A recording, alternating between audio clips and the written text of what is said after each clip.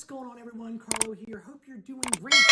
So I wanted to record a quick video for you if you are interested in purchasing a home in 2022.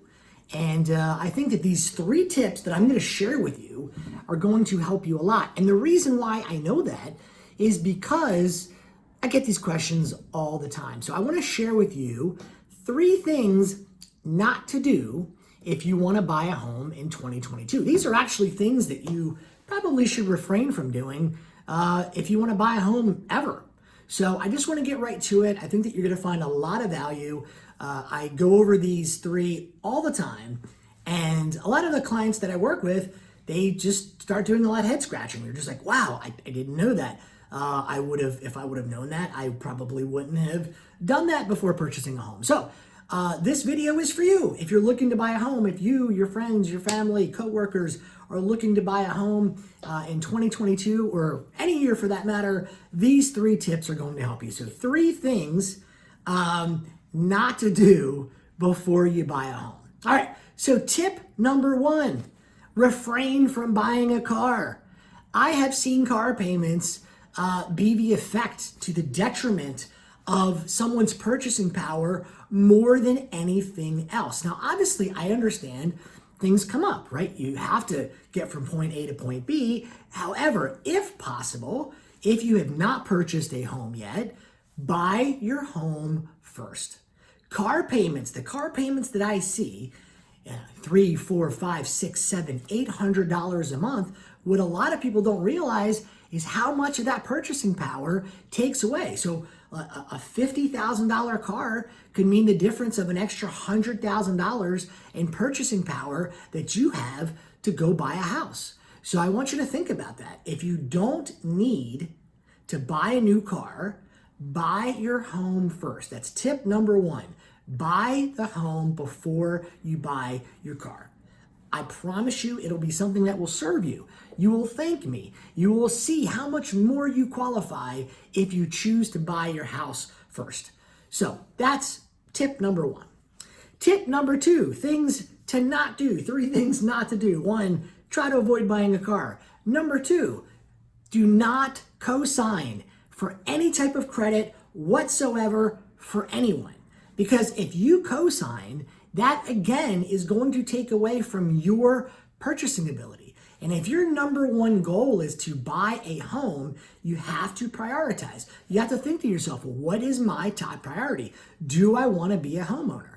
If you want to be a homeowner, don't buy a car if you can, and absolutely do not co-sign on any type of loan. No lease, no car payments, nothing. Now, obviously, I'm sure your heart is in the right spot. You want to help your friend, your family, your kids. That's fine. But the challenge is that when you go and you co-sign, that liability becomes your liability. Now, there's one caveat to that.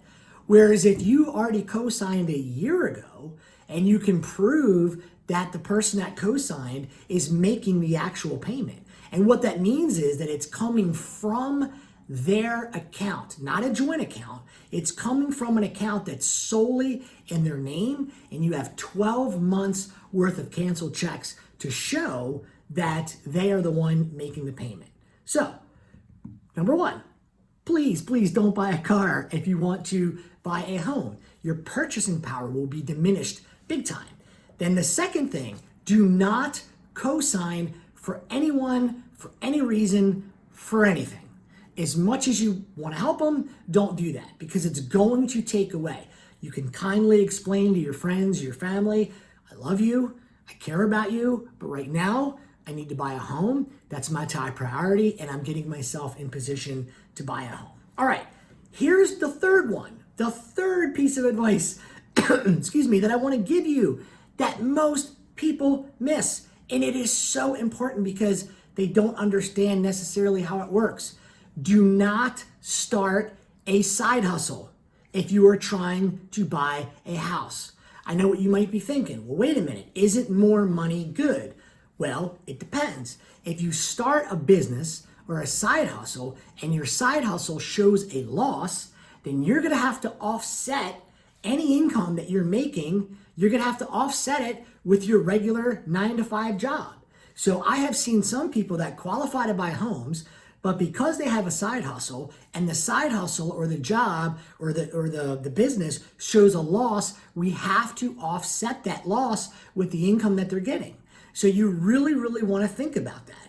And if you're going to start a business, typically you're going to need a 2-year history of profit, meaning that when you go to show your taxes, you are claiming, you are showing a profit, not a loss. And a lot of times when people start businesses, they start businesses for the wrong reason because they write everything off. And on paper, it might look like they make some money, but when it goes to look at the tax returns, it shows a loss and it's offset. So for example, I had a client that makes 6 figures a year with his regular job, makes great money, but he started a side hustle. And the loss of the side hustle is keeping him now from qualifying for the house that he wants. And he's just like, well, I wasn't aware that I couldn't write off everything. It doesn't work that way. If you're starting a business, start a business for the right reason to show a profit. Don't start a business so that you have a bunch of write-offs so that you can deduct a bunch of things, because that is definitely going to keep you when it comes time to purchase a home. So to recap, if you are looking to buy a home, number one, buy your home first before you buy a car, if at all possible. If you absolutely need to buy a car, keep the monthly payment as low as you possibly can. Just think about it. The more expensive your car is, the less you can afford on the house. I'd much rather live in a nicer house than drive a nicer car. So think about that when you're going to be getting qualified. Number two, do not co-sign for anyone, for any reason, on any type of financing whatsoever if you're looking to buy a home. And thirdly, do not start a side hustle if your intention is to not make any money. If you're just starting a side hustle, because whatever losses you have are going to need to be offset from the money that you're making with your job. And lastly, I'll say this. If you have a side hustle, and you're going to need what's called a P&L, which is a profit and loss statement. It's not going to just take, let's say you generated $30,000 in revenue for that year. Let's say I had a client that has a catering company and she's like, I made $30,000. Well, you didn't make $30,000. You generated $30,000 in revenue, but when you wrote everything off, your taxes are actually showing a loss and it's offsetting your regular income. So just wanted to share those with you. Just think about those 3 things if you were looking to buy a home in 2022. If you refrain from doing those 3 things, you are going to qualify for the house that you want. I hope that you found this helpful. If you did, please like, comment, and share. If you have any friends, family, or coworkers that are interested in possibly buying a home, I'm on a mission to help 100 families buy a home. I would love to work with you, and I will walk you through and show you step by step everything you need to do in order to get qualified, in order to buy homes. There's some amazing grant programs that we have, so reach out to me. I'm going to put my application link in the description, also my phone number, so reach out to me. So again, if you have any friends, family, coworkers that are interested in buying a home this year, send them my way. I'll take great care of them. I hope that you found value in this video and you apply what you learned. See ya. Bye for now.